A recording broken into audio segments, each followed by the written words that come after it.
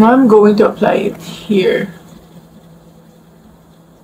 Nakita nyo, nawala agad yung redness dun sa area na yon. Hindi ko alam kung mabilis maubos to, pero sa halaga niya, parang okay na rin. Oh, tingnan nyo! Pumantay na! The famous, the viral O2O cushion. Hindi ko alam kung bakit ngayon ko lang siya sinubukan. Matagal ko na siyang nakikita sa iba-ibang creators and maganda pala talaga tong product na to. And what I mean by maganda is hindi dahil super full coverage siya na nakaka-cover siya ng mga imperfections sa face. Pero sobrang lightweight niya at ang natural lang niyang tignan. Pero kahit na gano'n, nai-even out niya yung complexion ko. Again, this is the O2O Vitality New Skin Cushion BB Cream. And I got the shade Natural 02. The component is pretty straightforward. Yung typical na lalagyan ng mga cushion. So, kukuha lang tayo dyan. Now, I'm going to apply it here. Nakita nyo, nawala agad yung redness dun sa area na yon. Although, nagpipeek through yung mga dark marks ko. So, ipat-pat nyo lang yan. Usually talaga hinuhuli ko yung noo ko. So, lagyan ko rin yung sides ng nose ko. And nakikita nyo, diba?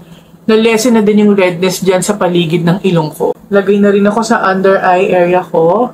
Okay, so ito na nakapaglagay na ako sa left side ng face ko. And comparing to this, mas pantay na yung complexion ko dito. Although, again, nakikita pa rin yung mga dark marks ko, yung mga acne marks ko. Hindi naman kasi siya full coverage. Actually, if anything, sheer coverage lang siya. Kasi nga, kitang-kita pa rin yung mga acne marks ko. Pero ang nagustuhan ko sa kanya, sobrang natural ng atake niya. Tapos, ayun nga, nakaka-even out naman siya ng skin tone. Hindi siya mabigat. Para lang akong naglagay ng moisturizer or ng sunscreen sa face ko. So, dito naman tayo maglagay. Nakikita nyo, may mga red marks din ako dyan. Tapos, syempre, uneven pa yung complexion ko.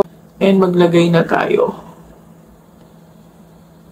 O, diba? Nawawala talaga yung mga red marks, saka nai-even out na talaga yung complexion. So, kung hindi kayo masyadong mahilig sa heavy makeup, pero gusto nyo naman presentable kayo pagka lumalabas kayo, you can use this cushion. Isang layer pa lang yung nilalagay ko sa magkabilang sides. Pero, ayan, diba? Nawala na yung mga redness sa face ko, yung ibang mga hyperpigmentation ko, naglighten na sila. Pero, uulitin ko, hindi siya full coverage, hindi siya medium coverage, hindi siya nakaka-conceal ng mga dark marks na nakikita nyo. Hindi ko alam kung mabilis maubos to, pero sa halaga niya, parang okay na rin. Oh, tingnan nyo! Pumantay na! Diba? Yung noo ko kasi, medyo maitim siya dahil na-over-exfoliate yan nung times na sobrang lalapan ng acne ko dyan sa noo ko. Nangitim yung noo ko dahil sa mga actives na ginamit ko, pero tingnan nyo, nagpantay na siya, diba? Parang wala talaga tayong nilagay na foundation or concealer kasi nga, nakikita pa rin yung mga acne marks. So, it looks natural, pero nagpantay yung complexion ko, nagpantay yung skin tone. Diba?